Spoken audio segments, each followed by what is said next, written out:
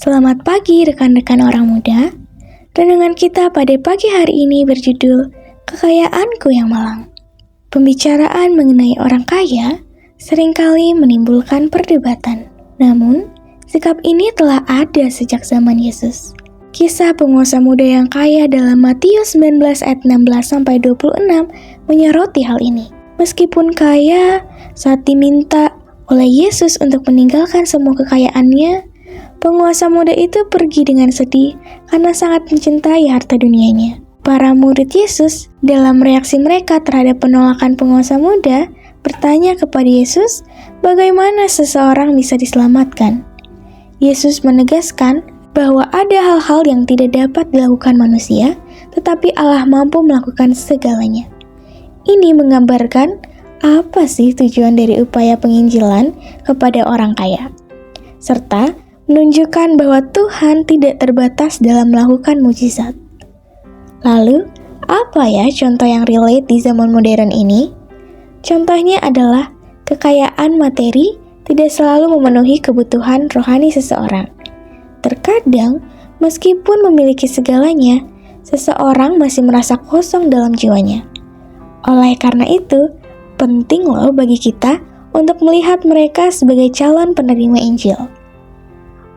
Selain di zaman modern ini, apa ya contoh dalam Alkitab?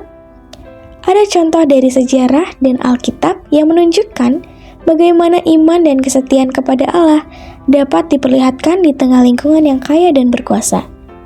Yang pertama, Rasul Paulus, yang senang dengan kesempatan untuk membagikan Injil di istana dan para pejabat tinggi lainnya. Yang kedua, Daniel dan teman-teman Yahudinya yang adalah teladan iman dan kesetiaan kepada Allah di istana Nebukadnezar.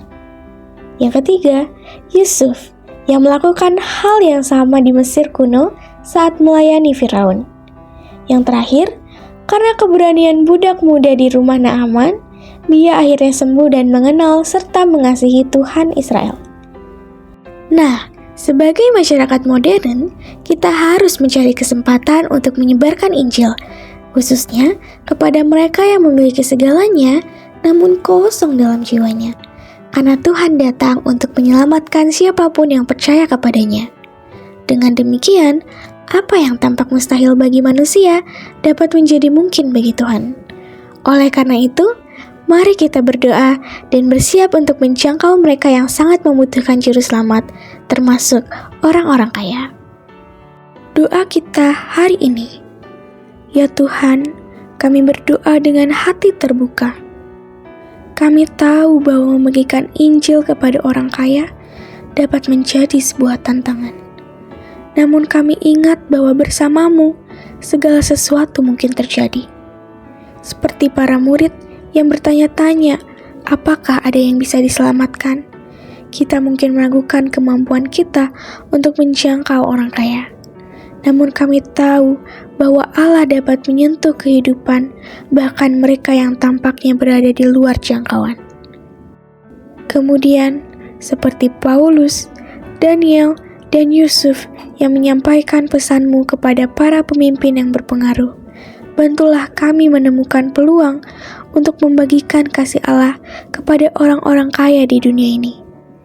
Beri kami keberanian, kebijaksanaan, dan kebajikan untuk menyampaikan pesan-Mu ya Bapa kepada mereka, dengan mengetahui bahwa apa yang tampak sulit bagi kami dapat Tuhan capai.